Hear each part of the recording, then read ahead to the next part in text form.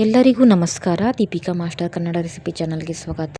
ಇವತ್ತು ನಾವು ಮನೆಯಲ್ಲೇ ಹೆಲ್ದಿ ಆ್ಯಂಡ್ ಟೇಸ್ಟಿಯಾಗಿ ಲೆಮನ್ ರೈಸ್ನ ಈಸಿಯಾಗಿ ಹೇಗೆ ಮಾಡೋದು ಅಂತ ನೋಡೋಣ ಬನ್ನಿ. ಫಸ್ಟ್ ನಾನು ಇಲ್ಲಿ ಒಂದು ನಿಂಬೆಹಣ್ಣನ್ನು ನಾನು ತೊಗೊಂಡಿದ್ದೀನಿ. ಸೊ ಇದನ್ನು ಬೀಜ ತೆಗೆದುಬಿಟ್ಟು ರಸನ ಈ ಥರ ಹಿಂಡ್ಕೋಬೇಕು. ಇದನ್ನು ಸೈಡಲ್ಲಿ ಎತ್ತಿಟ್ಕೊಂಡು ಇನ್ನೊಂದು ಪಾತ್ರೆಯಲ್ಲಿ 4ರಿಂದ 5 ಸ್ಪೂನಷ್ಟು ಎಣ್ಣೆನ ಹಾಕೋತೀನಿ. ಎಣ್ಣೆ ಬಿಸಿ ಆದಮೇಲೆ ಸಾಸಿವೆನ ಆ್ಯಡ್ ಮಾಡ್ತಿದ್ದೀನಿ. ಸೊ ಸಾಸಿವೆ ಎಲ್ಲ ಚಟಪಟ ಆದಮೇಲೆ ಅದಕ್ಕೆ 1 ಸ್ಪೂನಷ್ಟು ಜೀರಿಗೆನ ಆ್ಯಡ್ ಮಾಡ್ಕೊತಿದ್ದೀನಿ. ಸೊ ನೋಡಿ ಈ ಥರ ಚಟಪಟ ಅನ್ನಬೇಕು. ಸೊ ಅದಾದ ನಂತರ ಜೀರಿಗೆನ ಆ್ಯಡ್ ಮಾಡಿಕೊಂಡೆ. ನಂತರ 1 ಸ್ಪೂನಷ್ಟು ಕಡಲೆಬೇಳೆನ ಹಾಕ್ಕೋತಿದ್ದೀನಿ. ಸೊ ಎಷ್ಟು ಕಡಲೆಬೇಳೆ ಹಾಕ್ಕೋತೀವಲ್ವ ಅದ್ರ 2 ಪಷ್ಟಷ್ಟು ನಾವು ಶೇಂಗಾನ ಹಾಕ್ಕೋಬೇಕು, ಕಡಲೆ ಬೀಜನ. ಸೊ ಇವು 2 ಮೀಡಿಯಮ್ ಫ್ಲೇಮಲ್ಲಿ ಫ್ರೈ ಮಾಡ್ಕೊಳ್ಳಿ. ದಪ್ಪ ಇಡಕ್ಕೆ ಹೋಗಬೇಡಿ, ಇಲ್ಲಾಂದರೆ ಬೇಗ ಸೀದೋಗುತ್ತೆ. ನೋಡಿ ಈ ಥರ ಕಲಿಸ್ಕೊಂಡು ಸ್ವಲ್ಪ ಫ್ರೈ ಆಗೋಕ್ಕೆ ಬಿಡಬೇಕು.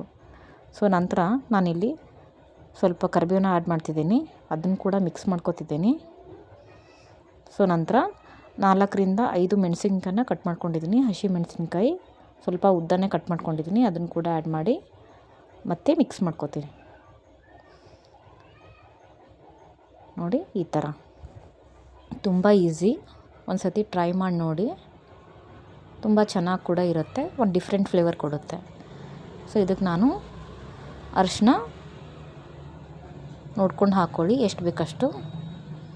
ನಾನಿಲ್ಲಿ ಒಂದು ಚಿಕ್ಕ ಚಿಟಿಕೆ 2 ಚಿಟಿಕೆ ಹಾಕ್ಕೊಂಡಿದ್ದೀನಿ, ಚಿಕ್ಕ ಸ್ಪೂನಿಂದ ಸ್ವಲ್ಪನೇ. ಸೊ ಇದನ್ನು ಕೂಡ ಆ್ಯಡ್ ಮಾಡಿ ಮಿಕ್ಸ್ ಮಾಡ್ಕೊತೀನಿ. ಇನ್ನೂ ಯಾರೆಲ್ಲ ಚಾನಲ್ನ ಸಬ್ಸ್ಕ್ರೈಬ್ ಮಾಡ್ಕೊಂಡಿಲ್ಲ ಬೇಗ ಸಬ್ಸ್ಕ್ರೈಬ್ ಮಾಡಿಕೊಂಡು ಬೆಲ್ ಐಕನ್ನ ಪ್ರೆಸ್ ಮಾಡಿ. ನಿಮ್ದು ಏನಾದರೂ ಒಪಿನಿಯನ್ ಇತ್ತಂದರೆ ಕಮೆಂಟ್ ಸೆಕ್ಷನಲ್ಲಿ ಕಮೆಂಟ್ ಮಾಡಿ. ವಿಡಿಯೋ ಇಷ್ಟ ಆದರೆ ಲೈಕ್ ಮಾಡಿ, ನಿಮ್ಮ ಫ್ಯಾಮಿಲಿ ಫ್ರೆಂಡ್ಸ್ ಕೂಡ ಶೇರ್ ಮಾಡಿ. ಸೊ ನೆಕ್ಸ್ಟ್ ನಾನಿಲ್ಲಿ ರೈಸ್ನ ಆ್ಯಡ್ ಮಾಡ್ಕೊತಿದ್ದೀನಿ. ನೋಡಿ ಈ ಥರ ಒಂದು ಸಖತ್ತಾಗಿ ಡಿಫ್ರೆಂಟಾಗಿ ಫ್ಲೇವರ್ ಕೊಡುತ್ತೆ. ನಮ್ಮ ಮನೆಯಲ್ಲಿ ಇದು ನಮ್ಮ ಹಸ್ಬೆಂಡ್ಗೆ ತುಂಬ ಇಷ್ಟ ಆ್ಯಂಡ್ ನನಗೆ ಕೂಡ ಇಷ್ಟ ಇದು. ಇದಕ್ಕೆ ಮೇಲ್ಗಡೆ ಉಪ್ಪು ಹಾಕ್ಕೋತಿದ್ದೀನಿ. ಮುಂಚೆ ನಾವು ಉಪ್ಪು ಹಾಕ್ಕೊಂಡಿಲ್ಲ, ಈಗ ಹಾಕ್ಕೋತಿದ್ದೀನಿ. ಸೊ ನಿಂಬೆ ರಸ ಏನು ಇಟ್ಟಿದ್ದೀವಲ್ಲ ಅದನ್ನು ಕೂಡ ಇದರಲ್ಲಿ ಆ್ಯಡ್ ಮಾಡ್ಕೋತೀನಿ. ನಾನು 1 ನಿಂಬೆಹಣ್ಣನ್ನ ಯೂಸ್ ಮಾಡ್ಕೊಂಡಿದ್ದೀನಿ. ನೀವು ನೋಡಿ ರೈಸ್ ಎಷ್ಟು ಯೂಸ್ ಮಾಡ್ತೀರಾ ಅದ್ರ ಮೇಲೆ ಡಿಪೆಂಡು. ರೈಸ್ ಏನಾದರೂ ಜಾಸ್ತಿ ಇತ್ತಂತಂದರೆ ನೀವು ಜಾಸ್ತಿ ಕೂಡ ಆ್ಯಡ್ ಮಾಡ್ಕೋಬೋದು. ಸೊ ಇದನ್ನು ನಿಂಬೆ ಹುಳಿನ ನೀವು ಬ್ಯಾಲೆನ್ಸ್ ಮಾಡೋಕ್ಕೆ ಬೇಕಾದರೆ ಸಕ್ಕರೆ ಯೂಸ್ ಮಾಡಿ, ಇಲ್ಲ ಅಂತಂದರೆ ಇಲ್ಲ, ಅದು ಆಪ್ಷನಲ್ಲು. ನಿಮಗೆ ಜಾಸ್ತಿ ಹುಳಿ ಆಗಬರಲ್ಲ, ಸಿಟ್ರಿಕ್ ಆ್ಯಸಿಡ್ ಇರೋದ್ರಿಂದ ಆಗಬರಲ್ಲ ಅಂತಂದರೆ ಸ್ವಲ್ಪ ಸಕ್ಕರೆ ಕೂಡ ಆ್ಯಡ್ ಮಾಡಿ ಲೈಟಾಗಿ ಬ್ಯಾಲೆನ್ಸ್ ಮಾಡ್ಕೋಬೋದು. ಸೊ ಅದಾದ ನಂತರ ಇದನ್ನು ಚೆನ್ನಾಗಿ ಮಿಕ್ಸ್ ಮಾಡ್ಕೊಳ್ಳಿ. ಈ ಥರ ನೋಡಿ ಚಿತ್ರಾನ್ನ ಯಾವ ಥರ ಮಿಕ್ಸ್ ಮಾಡ್ಕೋತೀವಲ್ವ ಅದೇ ಥರ ಮಿಕ್ಸ್ ಮಾಡ್ಕೋಬೇಕು. ಇದೆಲ್ಲ ಈಗ ಸಣ್ಣ ಉರಿಲೇ ಇಡಬೇಕಿದು ಮಿಕ್ಸ್ ಮಾಡೋವರೆಗೂ.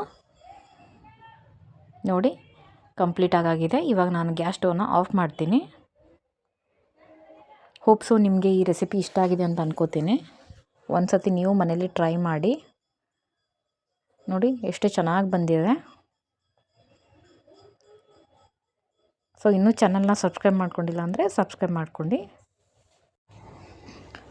ಓಕೆ, ನನ್ನ ಹಳೆ ರೆಸಿಪಿ ಇನ್ನೂ ಯಾರೆಲ್ಲ ನೋಡಿಲ್ಲ ಅಂತಂದರೆ ಇಲ್ಲಿ ಸ್ಕ್ರೀನ್ ಮೇಲೆ ಆ್ಯಡ್ ಮಾಡಿರ್ತೀನಿ, ಹೋಗಿ ಒಂದು ಸತಿ ವಿಸಿಟ್ ಮಾಡ್ಕೊಂಡು ನೋಡ್ಕೊಂಬನ್ನಿ.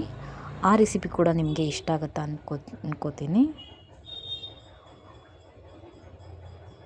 ಸೊ ಮತ್ತೆ ನಾಳೆ ಇನ್ನೊಂದು ರೆಸಿಪಿ ಜೊತೆ ಮತ್ತೆ ಸಿಗ್ತೀನಿ. ಅಲ್ಲಿವರೆಗೂ ಬಾಯ್ ಫ್ರೆಂಡ್ಸ್.